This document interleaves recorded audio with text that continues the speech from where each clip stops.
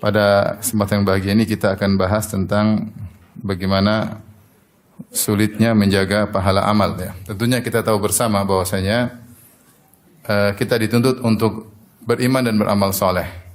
Hidup kita ini diciptakan untuk beribadah kepada Allah. Tujuan kita diciptakan tidak lain untuk beribadah kepada Allah, dan ibadah adalah amal soleh. Maka segala kegiatan yang tidak ada ibadahnya maka hanyalah kerugian bagi kita pada hari akhirat kelak. Maka seorang berusaha untuk mengoptimalkan seluruh aktivitasnya sebagai bentuk amal soleh, ibadah kepada Allah. Karena di akhirat Allah Subhanahu Wa Taala akan menentukan level-level penghuni surga berdasarkan amal. Sebagaimana Ibnu Qayyim berkata, "Dukhulul jannah bi rahmatillah wa najatu minan nar bi maghfiratillah wa iktisamul manazil wa darajat bil a'mal." Masuk surga dengan rahmat dari Allah Subhanahu wa taala, selamat dari neraka karena ampunan Allah Subhanahu wa taala. Adapun derajat-derajat dan level-level di surga berdasarkan amalan-amalan.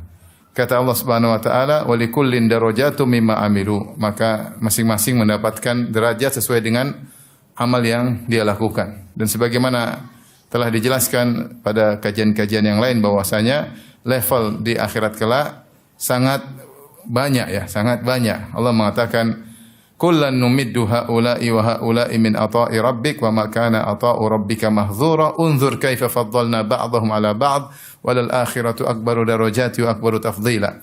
Dalam surat Al-Isra kata Allah, lihatlah kami berikan dunia kepada mereka dan kepada mereka. Itu kepada orang beriman Allah kasih dunia, kepada orang kafir juga Allah kasih dunia.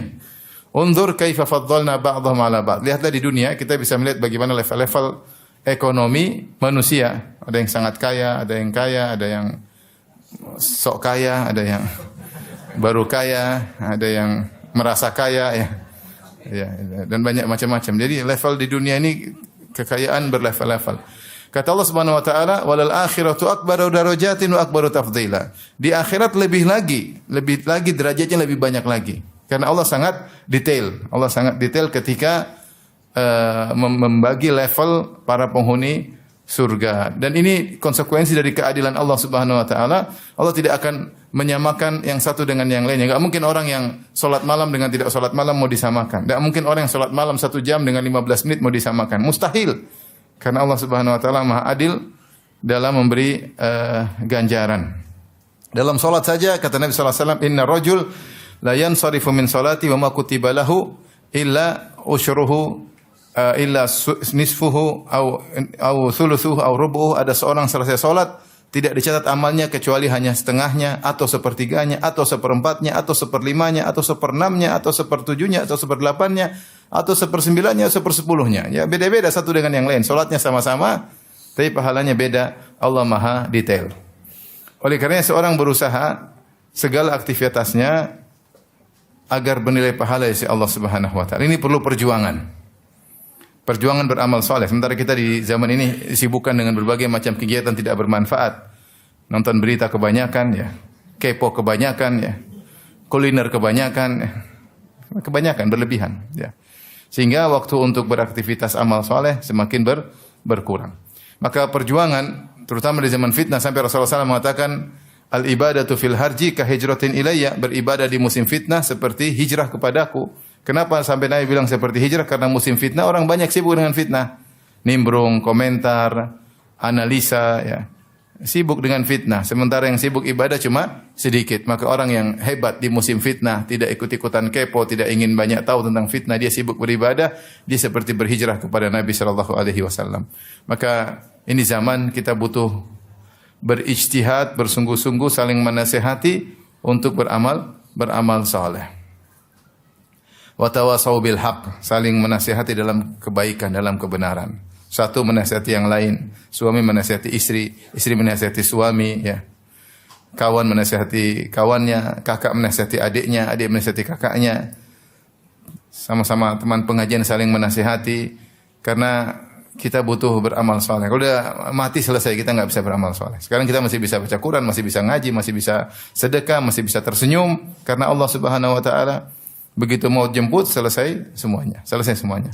Saya ingatkan ini kepada kita semua terutama ibu-ibu yang sudah 60 tahun. Karena masa untuk beramal soleh semakin sempit ya, semakin sedikit karena biasanya kalau rambutnya udah tua duluan meninggal biasanya. Tapi tidak pasti, tidak harus demikian. Bisa jadi yang muda meninggal duluan. Tetapi maksud saya secara umum yang rambutnya udah putih biasanya duluan meninggal dunia. Oleh karenanya kesempatan beramal soleh semakin sedikit. Jangan malah semakin tua semakin sibuk beli barang branded, semakin suka jalan-jalan seperti anak-anak, malah pingin baperlah kesana kemari lah. Sudah semakin tua semakin jauh dari amal soleh. Ini yang kita tidak inginkan. Seorang semakin bertambah usia, Islamnya semakin progresif, semakin baik. Semakin menuju pertemuan dengan Allah, semakin baik iman dan amalnya. Tapi ini semua perlu perjuangan. Perjuangan berikutnya adalah menjaga amal soleh. Kalau kita sudah beramal soleh, ada pahalanya harus kita jaga. Dan ini lebih sulit lagi daripada perjuangan yang pertama. Makanya Ibnu Al-Qayyim dalam kitabnya Al-Wabilus Shayyib punya perkataan yang indah. Dia berkata, "Laisa asy-sya'nu ya. Wa laisa sya'nu fil amal. Innama sya'nu fi hifdzil amal mimma yufsiduhu wa yuhbituhu." Bukanlah perkara yang paling penting hanya sekedar beramal, tapi yang paling penting adalah menjaga amal agar tidak gugur pahalanya. Agar tidak berkurang pahalanya, agar tidak rusak pahalanya. Ini perlu perjuangan lagi tersendiri agar amal soleh tidak gugur. Ya. Dalil-dalil menunjukkan bahwasanya sebagaimana ada yang disebut dengan al-hasanatul mahiyah, amal-amal soleh yang bisa menggugurkan dosa-dosa ya, seperti firman Allah Subhanahu wa taala, "Wa aqimis salata tarafayn nahari wa zulafan minal lail" dalam akhir surat Hud, "Innal hasanati yudhhibna sayyi'at." Ya. Dirikanlah salat tarafayn nahar, yaitu di pagi dan di petang hari dan juga di malam hari, salat 5 waktu ya. "Innal hasanati yudhhibna sayyi'at." Kata Allah, sungguhnya pahala-pahala atau kebaikan-kebaikan menghancurkan dosa-dosa. Ya, makanya puasa bulan Ramadan menggugurkan dosa-dosa ya. Haji yang mabrur menggugurkan dosa-dosa, haji yang mabrur yang visanya jelas ya. Yang mabrur menggugurkan dosa-dosa, umrah menggugurkan dosa-dosa, banyak ya. Amal soleh, sedekah menggugurkan dosa-dosa, banyak. Nah, kebalikannya juga ada juga as-sayyi'at al-muhbitat, dosa-dosa yang menggugurkan pahala. Ini harus kita kenali. Kebanyakan orang hanya mengenali pahala yang menggugurkan dosa-dosa, tidak belajar tentang dosa-dosa yang menggugurkan apa? Pahala. Makanya Ibnu Qayyim berkata dalam kitabnya Al-Wabilus Shayyib, berkata rahimahullah, "Wa aktsarun nasi ma indahum khabarun minas sayyi'at allati tuhbitul hasanat." Dan mayoritas manusia mereka tidak punya ilmu tentang dosa-dosa yang bisa menggugurkan pahala-pahala ya. Jadi kita pada kesempatan kali ini ingin belajar apa sih dosa-dosa yang bisa menggugurkan pahala-pahala agar kita waspada. Percuma kita beramal soleh banyak-banyak namun ternyata gugur. Mana yang lebih mengenaskan? Seorang beramal soleh pahalanya banyak terus gugur atau tidak beramal soleh dari awal? Mana lebih mengenaskan? Lebih mengenaskan gugur. Duit banyak ternyata tidak ada. Iya enggak? Itu lebih menderita. Daripada sejak awal tahu saya tidak punya duit. Daripada nyangka saldonya banyak ternyata enggak ada, kosong. Itu lebih menyedihkan, dia menyangka saldonya banyak, sudah siap-siap mau beli ini, mau beli ini. Ternyata enggak ada, omong kosong. Daripada yang memang dari awal tidak tahu ya. Ada saya punya kawan yang cerita lucu, cerita nyata ini. Saya punya kawan. Mau dicerita enggak? Ini gambaran aja. Jadi dia masuk dalam ada proyek, katanya proyek untungnya sekian miliar, maka kemudian dia sudah senang di tengah jalan menuju proyek tersebut, dia sudah ngobrol sama kawannya, mereka berdua jalan. Di tengah jalan mereka mulai ngobrol. Dia sudah yakin dapat proyek tersebut. Akhirnya ditelepon sama mamanya, "Mak, nanti mama dapat ratusan juta dari saya, insya Allah mak ya, ratusan juta." Iya, dia udah yakin dapat untung. Terus dia telepon lagi saudaranya, "Akhi, nanti punya utang berapa?" "Ratusan juta." "Udah, pokoknya saya yang bayarin, aman. Lunas semua, saya yang bayarin." Luar biasa. Utang berapa? Saya lunasin. Ini teman saya di luar negeri, bukan di sini ya. Itu teman saudaranya saking senangnya langsung umroh. Umrah. Dia di Taif langsung umrah. Dari Jeddah langsung umrah. Saking senangnya utangnya udah lunas ya. Udah pokoknya rencana-rencana mulai rencana sana pengin ini kasih adik-adiknya ke semua. Terus ngobrol sama temannya. Terus kau gimana? Ngomong-ngomong mobil Lexus harganya berapa? Mulai ngomong mobil. Sampai di ujung ternyata proyek palsu. Nah, ini lebih mengenaskan mana? Menyangka dapat untung ternyata nggak ada atau sama sekali memang tahu nggak punya uang. Lebih nggak tahu punya dari awal daripada ternyata tertipu, mengenaskan. Dan gambaran orang mengenaskan ini Allah sebut dalam Al-Quran. Ya. Qul hal nunabbi'ukum bil akhsarina a'mala. Hal nunabbi'ukum bil akhsarina a'mala alladzina dhalla sa'yuhum fil hayatid dunya wa hum yahsabuna annahum yusminuna sun'a. Dalam surat Al-Kahfi ayat 102 ya. Kata Allah, "Qul hal nunabbi'ukum bil akhsarina a'mala." Maukah kami kabarkan kepada kalian tentang orang yang paling merugi amalannya, paling merugi. Siapa mereka? Alladzina dhalla sa'yuhum fil hayatid dunya, yang mereka sesat di dunia, wa hum yahsabuna annahum yuhsinuna sun'a, sementara mereka menyangka mereka telah beramal soleh dengan sebaik-baiknya. Ini yang paling merugi. Dia kalau dari awal tahu saya enggak punya amal masih mending. Dia menyangka dia beramal soleh, ternyata pahalanya enggak ada. Ini lebih mengenaskan. Lebih mengenaskan. Demikian dalam surat Al-Furqan kata Allah, "Qadimna ila ma amilu min amalin faja'alnahu haba'an mantsura." Kami datangi kepada amal yang telah mereka kerjakan, faja'alnahu haba'an mantsura, tiba-tiba kami jadikan amalan tersebut seperti debu yang berterbangan. Itu di akhirat kelak diperlihatkan pahala mereka udah senang.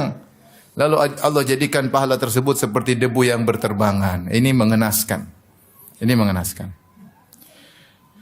Demikian juga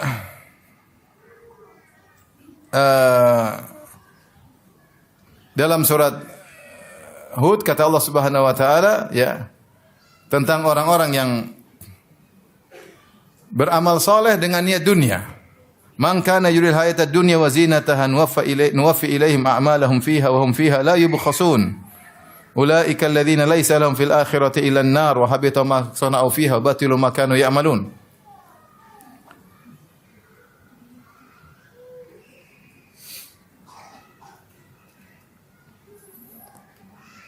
Surat Hud ayat 15 dan 16. Kata Allah, siapa yang menghendaki kehidupan dunia dan perhiasannya, dia beramal soleh tapi dia niatnya untuk dunia. Apakah ada orang seperti itu? Ada. Makanya Allah ingatkan, ada orang beramal soleh karena mencari akhirat, ada orang beramal soleh untuk mencari apa? Dunia. Ya.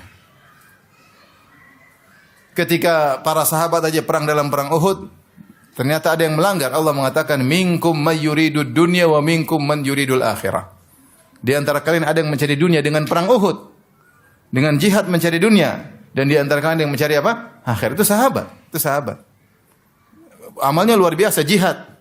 Tetapi ada yang jihad mencari dunia, ada yang jihad mencari apa? Akhirat. Tapi Allah telah ampuni mereka. Walaqad afa ankum, Allah telah ampuni kalian, kata Allah Subhanahu wa taala. Tapi ini pelajaran bagi kita. Bahwasanya apa yang menimpa sahabat sangat mungkin menimpa kita. Beramal akhirat tapi cari apa? Dunia. Ini dia menyangka dapat pahala, ternyata tidak ada, mengenaskan. Kata Allah, "Man kana yuridul hayatad dunya wa zinataha nuwaffi ilaihim a'malahum fiha wa hum fiha la yubkhasun." Barang siapa beramal saleh untuk mencari dunia dan perhiasannya, kami akan penuhi ganjaran mereka di dunia. Makanya para ulama mengatakan siapa yang riya, siapa yang cari dunia dikasih. Orang yang ingin misalnya populer dengan dakwanya, Allah kasih popularitas, Allah kasih. Allah kasih ketenaran. Allah kasih ketenaran. Seperti dalam hadis, Allah hadirkan orang yang jihad. Maka Allah bertanya, apa yang kau lakukan dengan nikmat yang aku berikan kepadamu? Ketika qataltu fika hatta tusyhid, ya Allah aku jihad sampai aku mati syahid karena engkau, kata Allah, kadzabta walakin qatalta liyuqal annaka jari. Kau dusta, tetapi kau berperang supaya dikatakan kau jagoan, pemberani. Wa qad qil, dan telah dikenal engkau sebagai jagoan. Artinya Allah kasih. Dia ini waktu di dunia berjihad untuk popularitas. Allah kasih enggak? Kasih. Ya. Kata Allah, nuwaffi ilaihim a'malahum fiha wa hum la yubkhasun. Kami penuhi amalan mereka di dunia dan tidak dikurangi. Dia terkenal, followernya banyak. Mungkin apakah orang followernya banyak berarti selamat di akhirat? Belum tentu. Bisa jadi itu adalah niat dunia yang Allah berikan kepadanya ketika di dunia. Tidak ada jaminan. Dia ingin populer, dia ingin dihormati, dia ingin disanjung-sanjung, dia ingin dipuji-puji. Allah kasih. Orang dia Allah kasih. Ada yang dikasih, ada yang nggak dikasih. Sudah berusaha ria, nggak dapat-dapat juga ada. Tapi secara umum sebagian orang Allah kasih benar, populer, terkenal, dihormati orang. Kata Allah Subhanahu wa taala, "Wa hum fiha la yubkhasun," mereka di dunia tidak akan dirugikan. "Ulaika alladziina laisa lahum fil akhirati illa an-nar." Mereka di akhirat tidak mendapatkan apa kecuali neraka. "Wa habita ma sana'u fiha." Dan gugur semua amal yang mereka kerjakan selama di dunia. Subhanallah. Gugur, ini mengenaskan. "Wa batilu ma kanu ya'malun." Dan sia-sialah apa yang telah mereka kerjakan. Amal saleh mereka kerjakan sia-sia. Ini mengenaskan. Sebenarnya dalam hadis riwayat Bukhari, Rasulullah SAW bersabda, "Man samma Allahu bih, wa man yura'illahu bih." Siapa yang sum'ah memperdengarkan amal solehnya, cerita sana cerita sini, Allah akan permalukan dia di akhirat. Dan siapa yang menampak-nampakkan amal soleh di dunia, Allah akan ria, Allah akan permalukan di akhirat. Kata para ulama di antara tafsirnya, yaitu orang yang salat karena ria, orang yang umroh karena ria, orang yang haji karena ria, orang yang dakwah karena ria, orang yang belajar ilmu karena ria, orang yang qori karena ria, orang sedekah karena ria. Maka pada hari kiamat Allah tampakkan pahala-pahalanya. Mereka sudah lihat. Mereka sudah senang. Tiba-tiba Allah permalukan mereka. Allah hancurkan pahala-pahala tersebut. Ya. Dan ini lebih mengenaskan daripada sejak awal tahu tidak punya amal soleh. Maka ikhwan dan akhwat rahmatillah subhanahu wa ta'ala, benar bahwasanya beramal soleh perlu perjuangan. Maka lebih lagi perjuangan adalah menjaga agar pahala amal soleh tersebut tidak gugur. Maka pada kesempatan kali ini kita akan sama-sama belajar apa saja perkara-perkara yang bisa menggugurkan amal soleh agar kita waspada, agar amal soleh kita terjaga dan kita melihat hasilnya pada hari kiamat kelak. Ketahuilah bahwasanya penggugur amal soleh, ya, bisa ditinjau dari dua tinjauan. Tinjauan pertama, dia penggugur seluruh amal soleh dan penggugur sebagian amal soleh. Ada yang menggugurkan amal soleh seluruhnya dan ada yang menggugurkan hanya sebagian amal soleh. Adapun yang menggugurkan amal soleh seluruhnya adalah syirik ataupun kekufuran. Syirik ataupun kekufuran. Siapa yang melakukan syirik akbar, maka amal solehnya gugur. Allah Subhanahu wa taala berfirman, "Walau asyraku lahabita anhum ma kanu ya'malun." Kata Allah, kalau para nabi berbuat syirik, maka akan gugur amal mereka. Dalam ayat yang lain dalam surat Az-Zumar, "Walaqad uhiya ilaika wa ilal ladzina min qablik la in asyrakta la yahbatanna 'amaluka wa la takunanna minal khasirin." Dan telah diwahyukan kepada engkau wahai Muhammad dan diwahyukan kepada nabi-nabi sebelum engkau, la in asyrakta, kalau engkau melakukan syirik, itu wahai Nuh, wahai Musa, wahai Harun, ya, wahai Ibrahim, wahai Ismail, semuanya, kalau engkau melakukan kesyirikan, la yahbatanna amaluk, sungguh-sungguh benar-benar amalmu akan gugur. Wala takunanna minal khasirin, dan benar-benar engkau termasuk orang-orang yang merugi, masuk neraka jahanam. Siapa yang melakukan syirik akbar seperti berminta-minta kepada mayat-mayat, berdoa kepada mayat-mayat, berdoa kepada wali-wali, minta pertolongan kepada ya Abdul Qadir Jailani, tolonglah aku, ya Sayyidil Badawi, ya mudahkanlah anak bagiku, sudah nikah lama enggak punya anak, ya Mbah, saya sudah 10 tahun nikah enggak punya anak. Mbah bilang saya juga dulu mandul, tahu enggak? Minta kepada mayat-mayat, percaya kepada dukun, melakukan sihir, praktek sihir, pergi kepada dukun supaya nyihir orang, ya, jatuh cinta, cintanya ditolak, dukun bertindak, syirik semua ini. Ini membatalkan seluruh amal soleh. Menyembelih kepada jin, bangun rumah, takut diganggu oleh jin, maka potong kepala kebau, kemudian darahnya ditumpahkan ke tanah agar tidak diganggu. Ini syirik akbar. Syirik akbar. Maka siapa yang melakukan hal ini, amalnya gugur seluruhnya, bukan sebagian, seluruhnya gugur. Demikian juga kekufuran. Wa may yakfur bil imani faqad habita amaluh. Kata Allah Subhanahu wa taala, siapa yang kufur kepada keimanan, maka telah gugur amalnya. Amal gugur semua. Seperti apa? Mencaci maki Allah, mencaci maki Rasulullah sallallahu alaihi wasallam, mengejek syariat Islam. Apa itu jilbab? Apa itu jenggot? Apa itu cadar? Ini mencaci maki syariat Allah. Allah kasih syariat kemudian hina-hina. Orang liberal banyak seperti itu. Apa itu hukum had? Apa itu warisan kok laki 2 perempuan 1? Apa itu poligami? Ngejek-ngejek syariat Allah Subhanahu wa taala. Ini gugur amal. Dzalika bi annahum karihu ma anzalallahu fa habata amalahum ya. Karena mereka benci dengan apa yang Allah turunkan, maka amal mereka dihapus oleh Allah Subhanahu wa taala.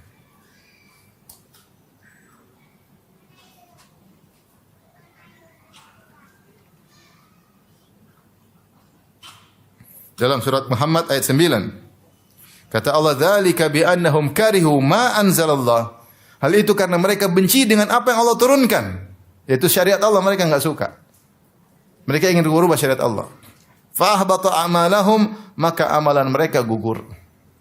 Ngeri. Ini gugur semuanya. Gugur semuanya. Maka seorang waspada, ada penggugur amal, dia sudah beribadah lama-lama gugur amalnya. Sudah beribadah 60 tahun syirik, gugur amalnya. Gugur amalnya. Dan pendapat ada khilaf dengan para ulama, apakah gugur ketika dia beramal soleh ataukah gugur ketika dia meninggal dunia. Pendapat Al-Imam Malik rahimahullahu taala bahwasanya kapan seorang melakukan syirik, gugur amalnya ketika itu. Taruhlah dia sudah beribadah 60 tahun. Pada umur 61 kemudian dia percaya sama dukun, maka seluruh amalnya gugur. Dia pernah haji, dia pernah umrah, dia pernah berbakti sama orang tua, dia pernah taat kepada suami, dia pernah baca Quran, dia pernah khatam Quran, dia pernah puasa 30 tahun, semuanya gugur, mulai dari nol seperti Pertamina.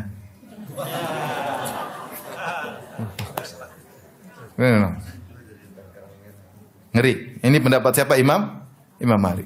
Kalau Imam Syafi'i enggak, Imam Syafi'i gugur kalau dia meninggal tidak bertobat. Lebih ringan daripada Imam Malik.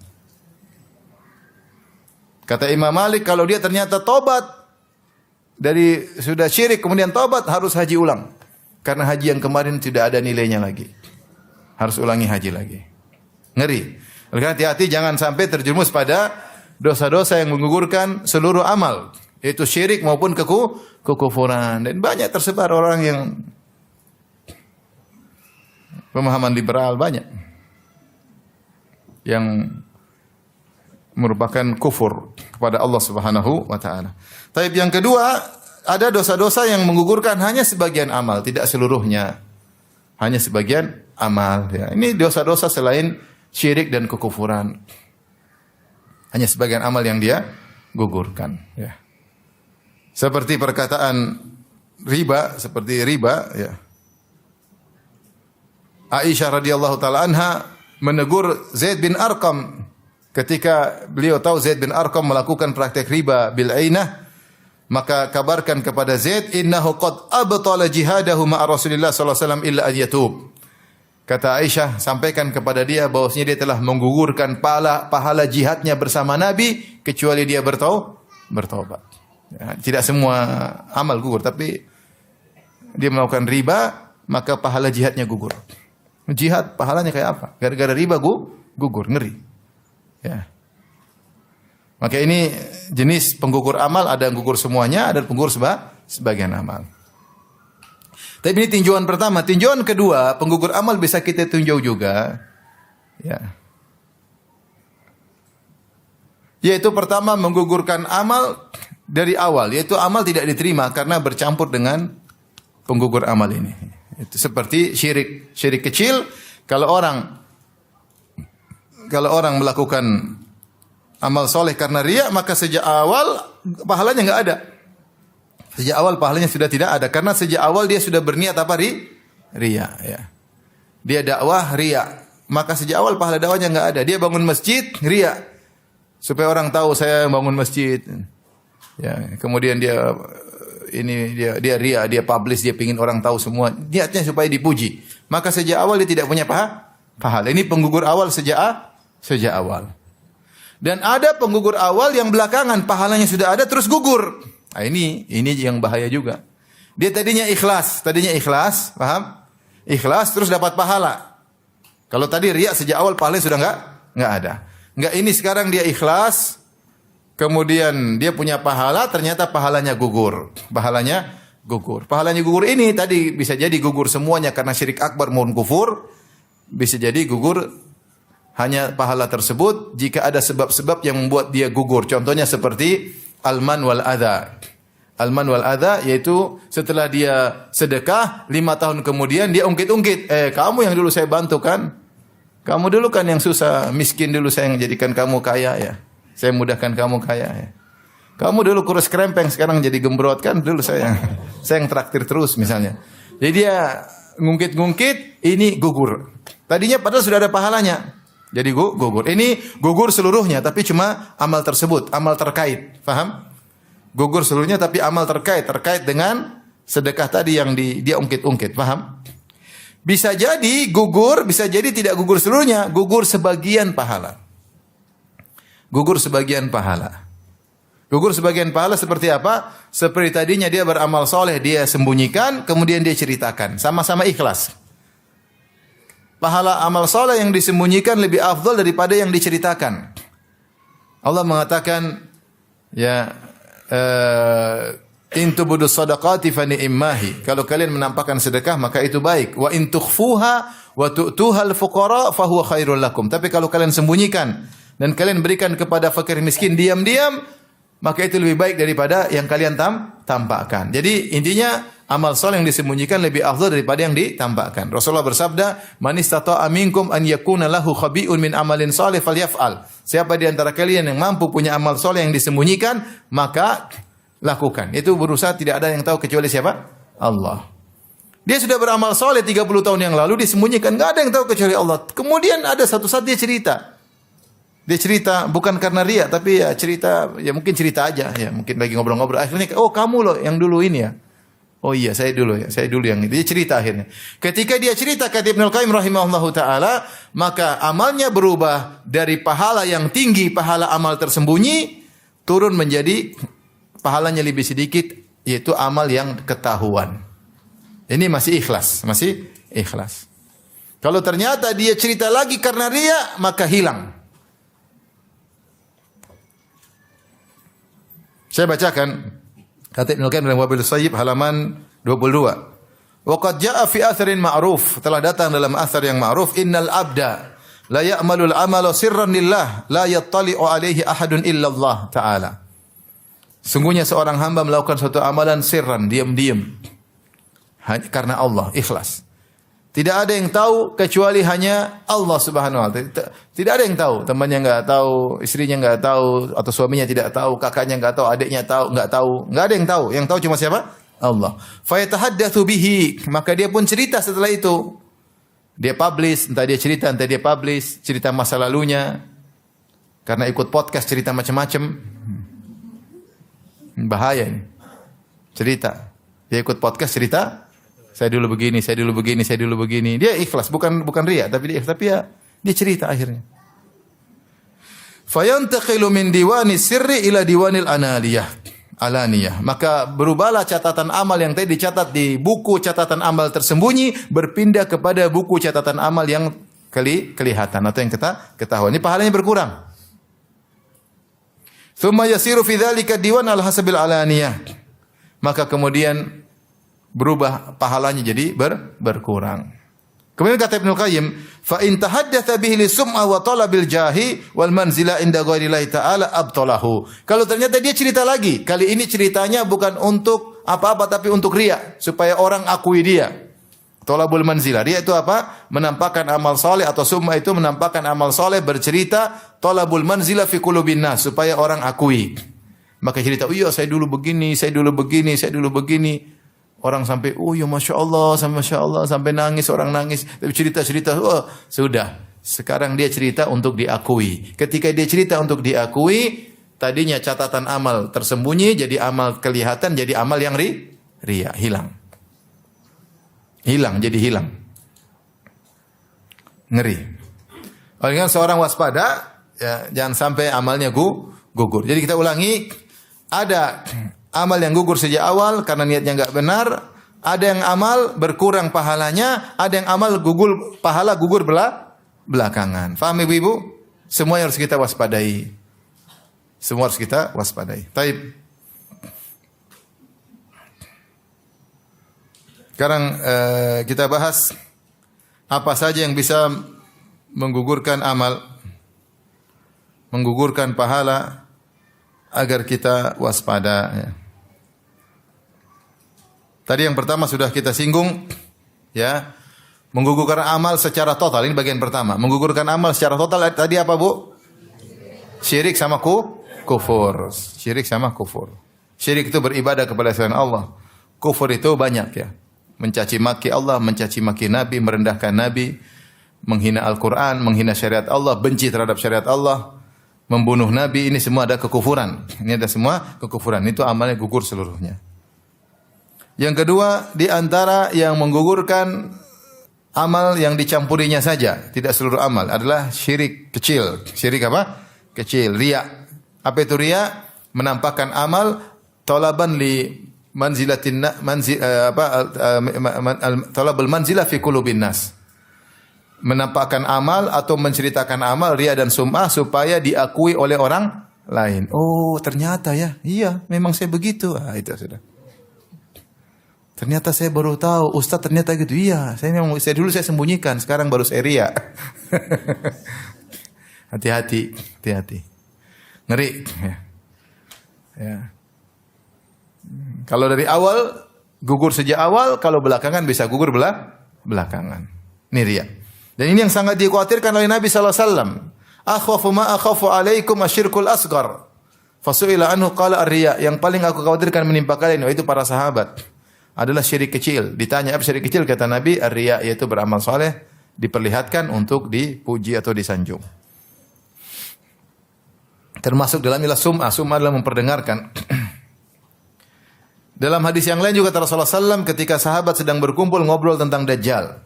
Maka Rasulullah SAW berkata, ala ukhbirukum bima huwa akhwafu alaikum indi min fitnatil masjid Dajjal. Maka aku kabarkan kepada kalian tentang suatu amalan suatu perbuatan atau fitnah yang lebih aku khawatirkan daripada fitnah Dajjal. Qalu bala ya Rasulullah, apa yang lebih ngeri daripada fitnah Dajjal? Kata Rasulullah SAW, asyirkul khafi, syirik yang samar. Yakumur rajulu fayusalli fayuzayyina salatahu lima yara min nadhar rajuli ilaihi. Seorang berdiri kemudian dia salat, dia bagus-baguskan salatnya karena dia tahu ada orang sedang perhatikan.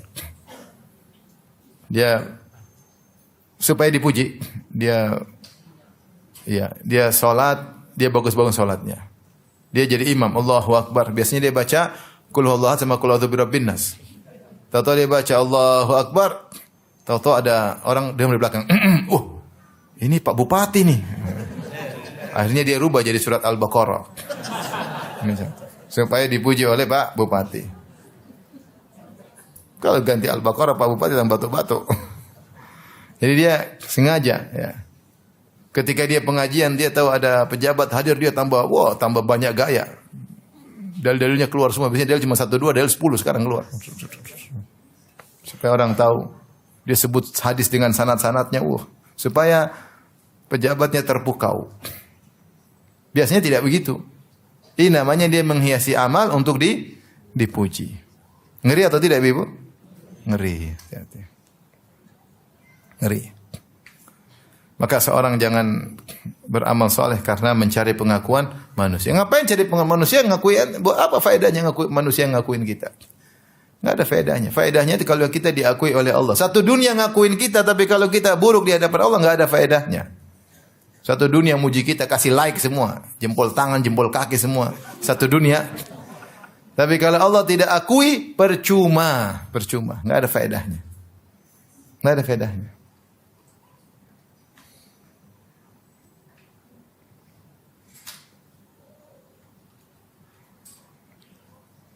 Nggak ada faedahnya. Maka seorang berusaha mencari ridha Allah Subhanahu wa taala. Dan Rasulullah mengatakan Rasulullah lebih khawatir daripada Dajjal. Kenapa? Karena Dajjal hanya muncul di akhir zaman. Adapun riya dan sum'ah muncul kapan-kapan saja. Seorang bisa tergoda untuk riya dan sum'ah kapan-kapan saja. Kapan-kapan saja. Saya ingatkan kepada yang ibu udah tua-tua itu jangan banyak cerita ya. Cerita dulu begini dulu khawatirnya riya. Kadang tidak riya, kadang-kadang sekedar untuk sharing atau untuk bersyukur kepada Allah karena perjuangan. Saya tahu ada yang seperti itu. Ya, tapi kalau bisa dia sembunyikan lebih baik.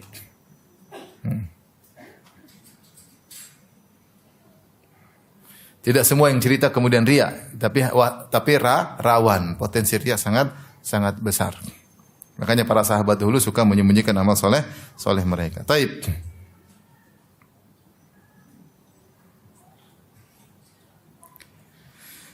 Di antara yang bisa menggugurkan amal adalah dzunubul khalawat. Dzunubul khalawat itu dosa yang dilakukan ketika bersendirian. Dosa-dosa yang dilakukan ketika bersendirian. Ibnu Majah meriwayatkan dari Sauban radhiyallahu anhu dari Nabi sallallahu alaihi wasallam, beliau berkata, la a'lamanna aqwaman min ummati ya'tuna yaumal qiyamati bihasanati amsali jibali tihamah bidan fayaj'aluha Allah azza wa jalla haba'an mansura. Sungguh aku benar-benar mengetahui suatu kaum dari umatku, mereka datang pada hari kiamat dengan membawa pahala sebesar gunung Tihama, yaitu silsilah pegunungan Tihama, yaitu pahalanya banyak sekali. Bergunung-gunung pahalanya dan dihadirkan pada hari kiamat. Dia lihat pahalanya. Ternyata kata Nabi sallallahu alaihi wasallam, faja'alahu Allahu haba'an mansura. Allah fayaj'aluhu Allahu azza wa jalla haba'an mansura. Allah jadikan seperti debu yang berterbangan, itu gunung semuanya hancur, tidak ada nilainya. Qala Sauban berkata, ya Rasulullah, sifhum lana, siapa mereka itu ya Rasulullah? Sifatkanlah mereka itu siapa? Jallihum lana. Jelaskan kepada kami.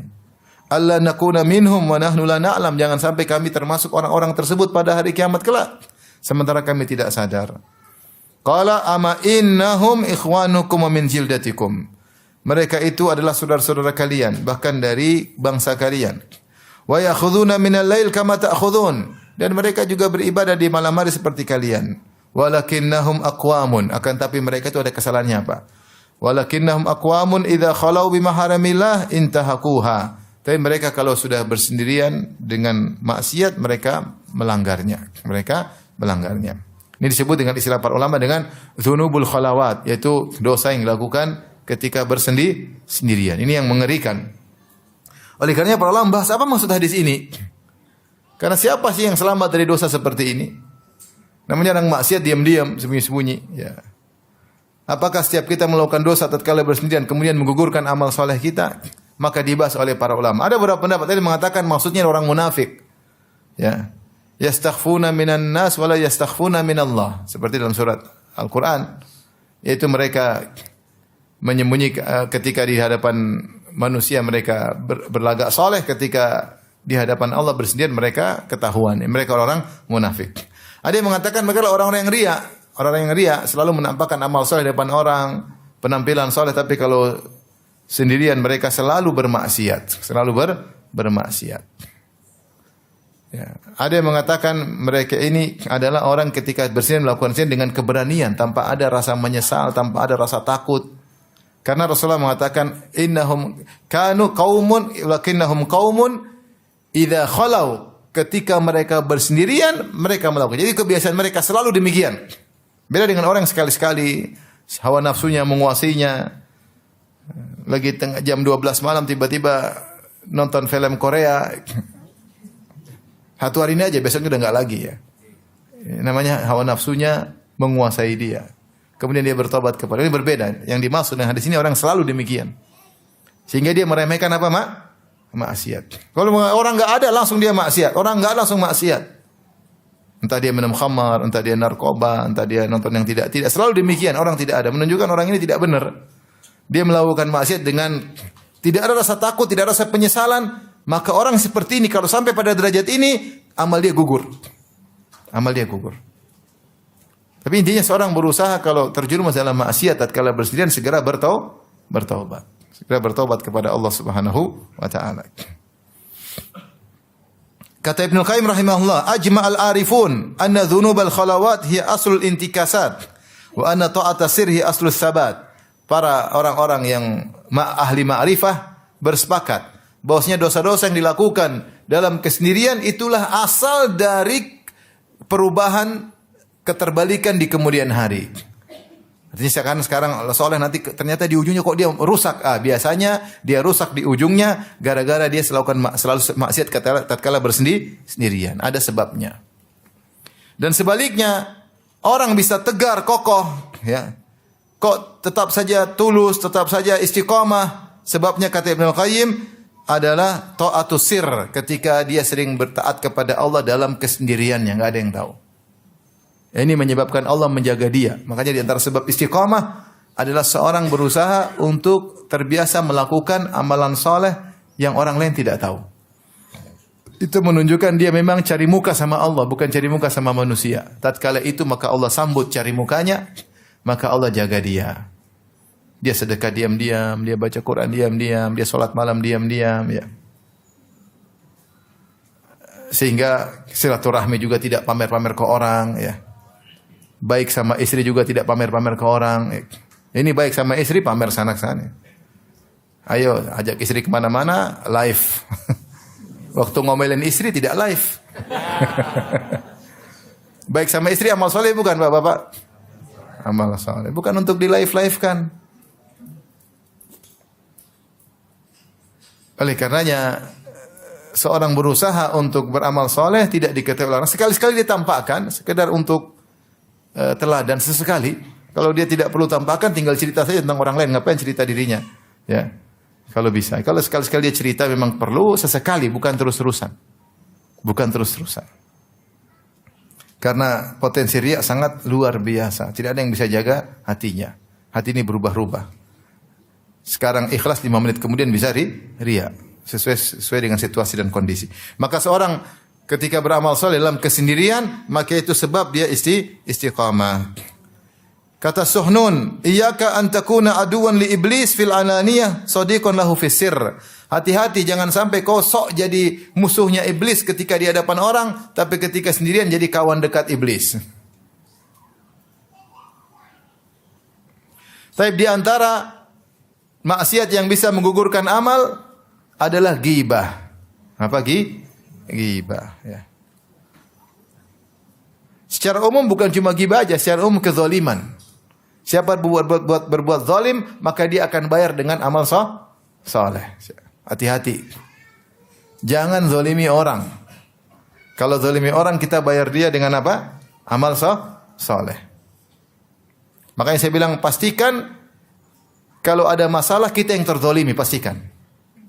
Kalau kita yang terzalimi aman. Hak kita enggak kembali di dunia, lebih baik dikembalikan di akhirat. Di dunia kita, misalnya uang kita hilang 100 juta, dia ambil oleh orang. Kita minta-minta enggak dikasih. Secara hasrat pinginnya dikembalikan sekarang, tapi hakikatnya lebih baik dikembalikan di akhirat.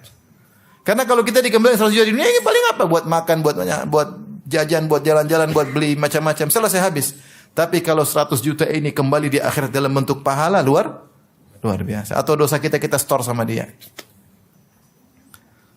Maka memang benar bahwasanya kalau dizalimi itu mengenaskan, menyedihkan, tapi kalau secara perhitungan lebih baik di akhirat kita ambil hak kita daripada di dunia. Karena kita lagi butuh di akhirat. Dunia kita enggak begitu butuh. 100 juta enggak ada, kita masih bisa makan pecel lele, masih bisa makan tempe goreng, masih bisa gemuk, alhamdulillah.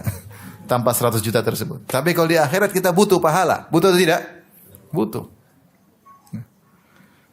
Rasulullah SAW bersabda, man kanat lahu madlamatun li akhihi, siapa yang berbuat zalim kepada saudaranya, dia punya kezaliman kepada saudaranya. Min irdihi aw syai', gara-gara dia menjatuhkan harga diri saudaranya atau suatu apapun. Baik terkait dengan darah, terkait dengan harta, karena kezaliman kembali kepada 3 hal. Terkait dengan darah, terkait dengan harta, terkait dengan harga diri. Makanya Rasulullah mengatakan ketika di Haji Wada, ya, dima'akum wa amwalakum wa aradakum haramun alaikum. Sungguhnya dima'akum, inna dima'akum, darah kalian, harta kalian, harga diri kalian haram, tidak boleh dilanggar. Di sini Rasulullah SAW sebutkan, man kanat lahu madlamatun li akhihi min irdhi aw syai', siapa yang mendolimi saudaranya gara-gara terkait dengan harga diri. Karena kalau mendolimi orang terkait dengan jiwa atau harta, biasanya orang sadar. Dia ngerti, tapi kalau dia ngeh. Tapi kalau dia menzalimi orang terkait harga diri, dia tidak ngeh biasanya. Dia nganggap enteng, dia ternyata gibah. Dia nganggap enteng. Maka kata Nabi SAW, "Falyatahallalhu minhul yaum." Maka hendaknya dia minta dihalalkan kepada saudaranya. Hari ini juga dia minta dihalalkan. Kalau dia punya kezaliman, datang minta maaf. Datang minta maaf, kasih hadiah, kasih apa. Sampai kata Syekh Utsaimin, kalau kau gibah orang, datang sama dia. Kalau ketahuan kau telah gibah sama dia, datang. Saya minta maaf, saya pernah gibah kamu, saya tahu ya. Bisakah maafkan saya? Oh, enggak bisa. Ya sudah, saya kasih kau uang 5 juta, mau enggak? Kalau dia mau, kasih aja. Benar. Daripada repot di akhirat. Jangan-jangan gibah dia bisa menggugurkan entah pahala haji kita, pahala umroh kita, sayang. Kalau perhitungan umroh sekarang 25 juta, 5 juta mending kasih 5 juta daripada pahala umroh hilang. Benar atau tidak? Benar ya. Kalau bisa kasih duit, kasih. Qabla alla yakuna dinar wala dirham.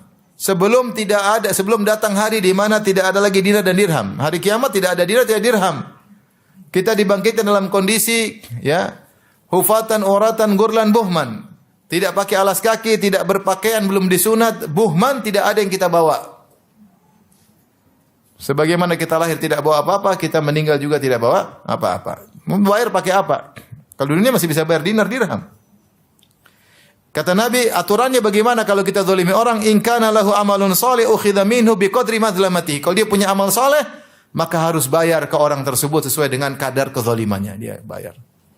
Ngeri. Wa in lam takun lahu hasanat. Kalau ternyata dia tidak punya kebaikan atau dia sudah bayar ternyata sudah habis kebaikannya, ukhidha min sayyiati sahibihi fahummila alaihi, maka dosa-dosa kawannya tersebut diambil, dia yang pikul. Ngeri, ini kezaliman apapun.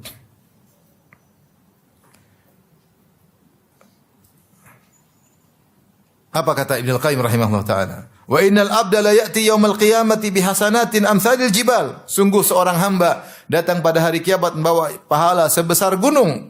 Fayajidu lisanahu qad hadamaha alaihi kullaha. Dia dapati lisannya telah hancurkan seluruh pahala-pahala tersebut. Wa ya'ti bi sayyi'atin amsalil jibal. Sebaliknya dia datang membawa dosa-dosa sebesar gunung. Fayajidu lisanahu qad hadamaha min kathrati dzikrillah. Ternyata lisannya menghancurkan dosa-dosa sebesar gunung tersebut karena sering berzikir kepada Allah. Al-Ghazali menyebutkan ibarat orang tukang ghibah itu ibarat apa? Dia bangun istana besar, kemudian dia bom istana tersebut, hancurin satu-satu. Ghibah ini, maka bergugurkanlah istana tersebut. Istana pahala. Maka seorang jangan gugurkan pahalanya dengan berbuat zalim kepada orang lain. Ya.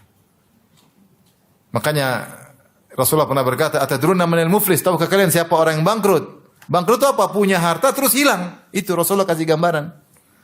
Tahukah kalian apa itu orang bangkrut? Sahabat berkata, "Al-muflisu fina man la dirham wala dinar wala mata." Orang bangkrut itu adalah orang yang kalau di kalangan kami ya Rasulullah, tidak punya dinar, tidak punya emas, tidak punya perak, tidak punya aset. Kata Rasulullah, al-muflisu min ummati. Adapun orang bangkrut dari umatku, bukan dari agama lain, dari umatku, umat Islam. Man ya'ti yaumal qiyamah bi salatin wa zakatin wa sadaqah. Hari kiamat dia datang bawa pahala salat, pahala sedekah, pahala puasa. Wa ya'ti wa qad syatama hadza. Ternyata dia pernah caci maki si fulan. Dia merendahkan si fulan. Ya. Wa dharaba hadza, dia pernah mukul si fulan. Wa safaka dama hadza, dia pernah menumpahkan darah si fulan. Wa qadhaf hadza, dia pernah nuduh tidak benar kepada si fulan. Ya. Maka datanglah si ini ambil pahalanya, ambil pahala. Wa in faniyat hasanatuhu qabla an yuqdama alaihi. Kalau ternyata pahalanya sudah habis sebelum dia bayar dosa-dosanya kepada orang yang dia zalimi, ukhidat min sayyiatihim, maka dosa-dosa mereka diambil, faturihat alaihi, kemudian dipikulkan kepada dia, summa turiha finnar, kemudian dilemparkan ke neraka. Alhamdulillah. Ini gara-gara zalim. Hati-hati. Lisan tu jaga. Jangan asal nyerocos ya. Ya. Dan di antara lisan adalah komentar, hati-hati. Komentar sama dengan lisan. Komentar di grup, komentar di medsos. Hati-hati. Pahala salat hilang, pahala zakat hilang, pahala sedekah hilang. Padahal itu amal-amal saleh yang menyebabkan masuk surga, tapi gara-gara lisannya tidak dia jaga. Maka jangan zalimi orang lain. Perhatikan ya, hidup ini jangan zalim. Dan potensi zalim biasanya kepada orang yang di bawah kita. Hati-hati zalim sama pembantu. Hati-hati zalim sama pegawai. Hati-hati zalim sama orang dekat tetangga. Hati-hati zalim sama istri. Bapak, hati-hati. Hati-hati zalim sama siapa? Istri, hati-hati. Semakin banyak istri harus semakin waspada. Jangan zalim, hati-hati, ngeri. Ibu-ibu hati-hati jangan zalim sama suami, hati-hati. Ya, ini ibu-ibu nih zalim sama suami. Hak suami apa? Ya. Apa hak suami ibu-ibu? Coba sebutin. Enggak tahu. Tahu tapi pura-pura enggak tahu. Kalau hak suami tidak dinunaikan berarti zalim. Jangan bilang, "Ustaz, suamiku pemaaf." Sekarang pemaaf. Di akhirat dia ingin dapat bidadari. Emang dia maafkan anti? Belum tentu. Maka jangan zalim. Karena kalau kita zalim, pahala kita habis. Kita transfer sama orang yang kita zalimi. Dan suatu yang mengenaskan, biasanya orang kita gibah itu orang kita tidak suka, ya enggak? Apa kita gibah orang kita sukai? Enggak, kita gibah orang kita benci. Ternyata orang kita benci tersebut nyedot pahala kita. Menjengkelkan atau tidak? Menjengkelkan. Makanya datang seorang dikatakan kepada seorang ulama, orang bilang, "Saya dengar kau telah menggibah saya." Kata orang ulama ini, "Ngapain saya gibah kau? Rugi. Kalau saya mau gibah, saya gibah bapak dan ibu saya. Mereka yang berdua berhak mengambil pahala saya. Ente ngapain?" Rugi. Baik. Di antara yang menyebabkan pahala jadi gugur adalah hasad. Datang dalam sebagian riwayat, meskipun riwayat ini hadisnya diperselisihkan, tapi maknanya benar. Kata Nabi SAW, "Iyyakum wal hasada, fa innal hasada ya'kulul hasanat kama ta'kulun narul hatab." Waspadalah kalian dari hasad. Sungguhnya hasad itu memakan pahala-pahala seperti api memakan kayu yang dibakar. Kita kalau ada api kita bakar, ada kayu kita bakar, cepat enggak kayu tersebut terbakar? Cepat, apinya menyala, makan. Nah, kira-kira hasad seperti itu, memakan pahala kita begitu banyak, cepat. Maka kalau dalam kita hasad, kita harus lawan, jangan hasad. Kalau hasad kita puji orang kita hasati. Kalau hasad kita bilang, ngapain saya protes sama keputusan Allah? Ngapain saya hasad kepada nikmat yang Allah berikan pada dia? Belum tentu bisa saya syukuri. Antum lihat orang punya mobil, misalnya mobil Lexus. Antum mobilnya apa? Mobil Wuling. Tentu beda harganya ya. Jangan hasad. Antum kalau mobil Wuling mungkin dihisap Allah masih bisa jawab. Lexus belum tentu. Benar enggak? Belum tentu. Antum kira syukuri nikmat itu gampang, syukuri nikmat itu tidak gampang. Dia punya rumah misalnya kecil, atau orang punya rumah sampai luas. Belum tentu antum bisa syukuri. Dia urusannya dengan Allah. Antum jangan hasad sama dia. Ada dai yang hadir cuma sedikit. Yang satu dai hadirnya ribuan banyak. Jangan dia hasad. Yang dai yang hadirnya ribuan hatinya belum tentu bisa ikhlas. Berat dia menghadapi apa? Fitnah popularitas. Berat dia menghadapi fitnah dunia. Berat dia menghadapi fitnah wanita. Ente wanita enggak ada, dunia enggak ada. Yang hadir cuma sedikit. Miskin. Ente hasad sama dia, belum tentu kalau anda dalam posisi seperti dia bisa bersyukur kepada Allah. Maka hasad itu sebenarnya hakikatnya protes kepada keputusan Allah. Oleh karenanya, orang yang hasad itu sebenarnya siapa yang dia zalimi? Yang dia zalimi pertama dirinya sendiri. Dia menyakiti hatinya. Karena dia apa? Hasad. Tapi kita, alhamdulillah, apa yang Allah kasih kita syukuri. Yang sekarang aja belum tentu bisa kita syukuri, apalagi kalau berlebihan daripada ini. Kapan Allah kasih tambahan, kita bersyukur lagi. Taib.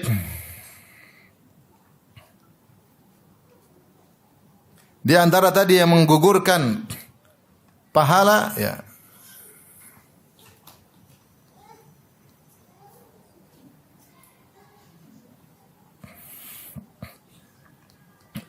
meninggalkan salat asar. Kata Allah Subhanahu wa taala, kata Nabi sallallahu alaihi wasallam, "Man taraka salatal asar faqad habita amaluh." Siapa yang melakukan salat asar maka telah gugur amalnya, ya. Di antara yang menggugurkan pahala adalah tadi riba. Tadi sudah disebutkan perkataan Aisyah. Sampaikan kepada si fulan, innahu qad abtala jihadahu ma Rasulullah sallallahu alaihi wasallam illa an yatub. Dia melakukan riba, maka dia telah menggugurkan dosa pahala jihadnya kecuali dia bertobat kepada Allah Subhanahu wa taala. Di antara yang menggugurkan pahala adalah bersumpah mendahului Allah Subhanahu wa taala atas nama Allah tanpa ilmu. Ceritanya ada dua orang saling bersaudara atau saling berteman dari Bani Israel. Yang satu tukang maksiat, yang satu orang soleh. Maka orang soleh ini terus menegur tukang maksiat. Dia mengatakan, ya fulan, aksir. Wahai fulan, berhentilah dari maksiatmu. Si fulan temannya ini tidak peduli maksiat lagi. Suatu hari ketemu lagi maksiat lagi. Dia tegur lagi, ya fulan, aksir. Wahai fulan, berhentilah dari maksiatmu. Waktu lain lagi dia maksiat lagi, lebih parah lagi. Akhirnya si orang ini marah. Dia mengatakan, ya fulan, aksir. Wahai fulan, berhentilah. Yang ditegur juga merasa terganggu, ditegur terus. Maka dia ngomong, dia mengatakan, da'ni wa rabbi atau khallini wa rabbi. Biarkan aku dengan Tuhanku, ngapain kau sibuk-sibuk negur aku?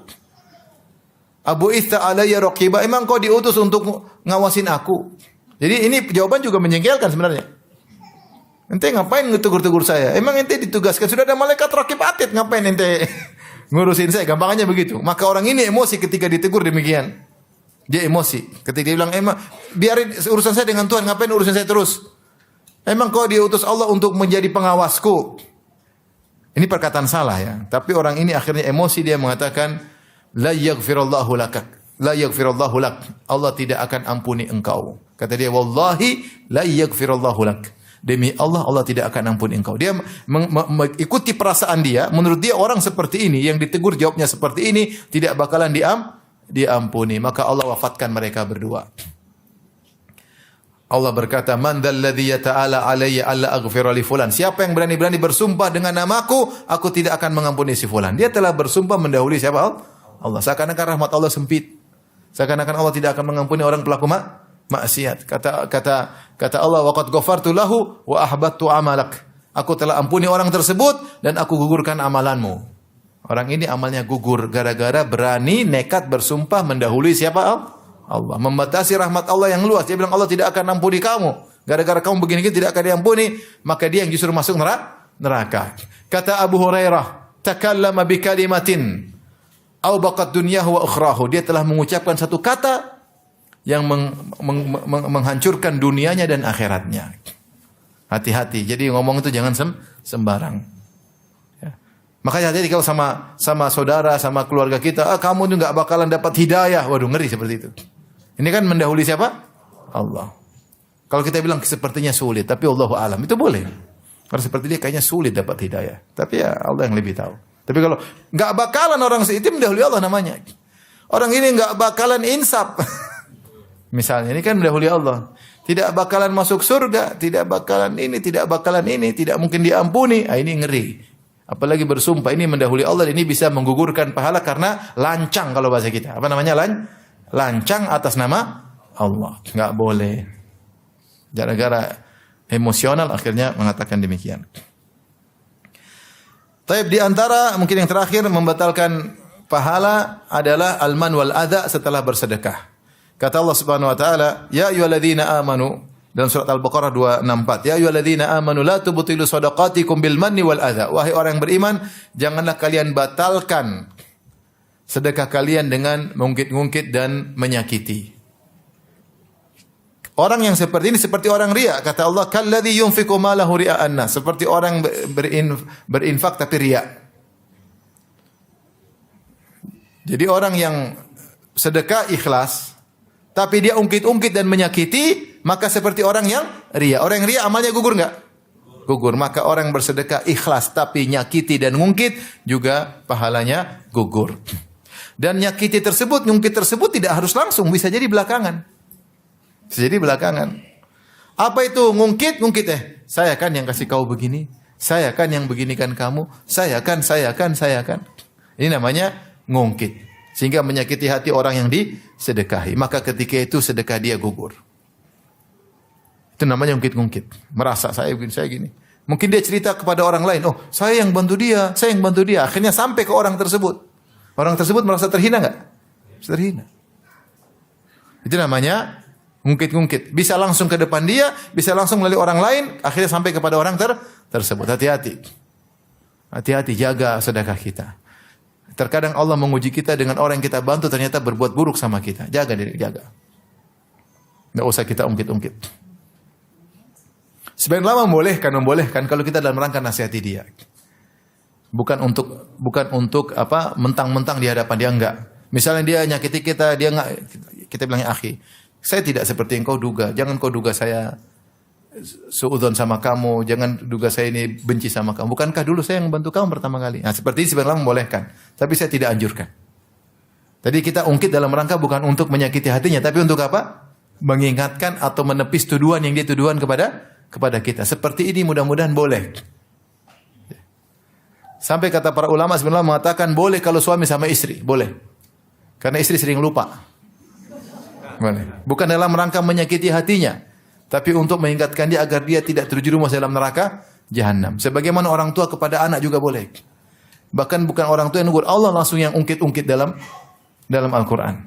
Bagaimana peran ibu yang sering dilupakan oleh seorang anak. Hamalatu ummuhu kurhan wa wada'atuhu kurhan. Hamalatu ummuhu wahnan ala wahnin. Ibunya mengandung dalam kondisi susah, melahirkan dalam kondisi susah. Kelemahan yang bertumpuk-tumpuk, bertambah-tambah. Ya, wa fisaluhu fi amain, menyusunya selama 2 tahun, menggendongnya. Ini semua anak lupa. Allah langsung sebutkan dalam Al-Quran. Tapi kalau bisa tidak diungkit lebih baik. Tapi kalau diungkit untuk menyakiti hati, itu langsung gugur. Saya ulangi ya. Jangan kita ungkit-ungkit. Kalau terpaksa untuk mengungkit, kalau terpaksa, itu bukan dalam rangka menyakiti hatinya, tapi untuk apa? Menegurnya atau menasihatinya. Tapi kalau bisa tidak ungkit lebih baik. Kita berbuat sama orang 10 tahun, kemudian dia khianat, ya sudah, biarin aja. Tidak usah kita bilang, saya 10 tahun bantu kau sekarang. Tidak usah. Khawatir pahala sedekah kita gugur. Sebagian ulama kalau tidak salah Al-Qurtubi rahimahullah, dalam tafsirnya, dia menyebut tentang pahala berlipat ganda. Ketika dia masih ayat tentang pahala sedekah bisa berlipat ganda, dia mengatakan, dalam hadis Rasulullah mengatakan, siapa yang bersedekah dengan harta yang halal, meskipun hanya sepenggal korma, maka Allah terima dengan tangannya, lantas Allah kembangkan pahala tersebut menjadi besar. Kama yurabbi ahadum fuluwahu, sebagaimana seorang dari kalian ngurusi kudanya. Orang Arab dahulu kalau sama kuda dia perhatian, lebih daripada onta. Kalau onta dibiarin saja bisa hidup, taruh di rumput mah. Tapi kalau kuda supaya harus dipelihara, dirawat dan dia harus dilatih supaya dia bisa lari cepat, maka dilatih perhatian. Kata Nabi, Allah akan perhatian pahala sedekah orang yang meskipun sedekah 1 butir korma tapi dari harta yang halal. Allah pelihara sedekah tersebut, pahalanya menjadi besar sesuai dengan kehendak Allah Subhanahu wa taala. Namun kalau dia alman wal adha, maka selesai. Maka tidak lagi dipelihara oleh siapa? Allah. Ini tafsiran sebagian ulama. Tapi alman mungkin al-adha menyakiti seperti gini. Kau itu makanya jangan blow on ini. Jadi orang kok on. Itu namanya kasih tapi apanya? Nyakiti. Ente bahlul ini.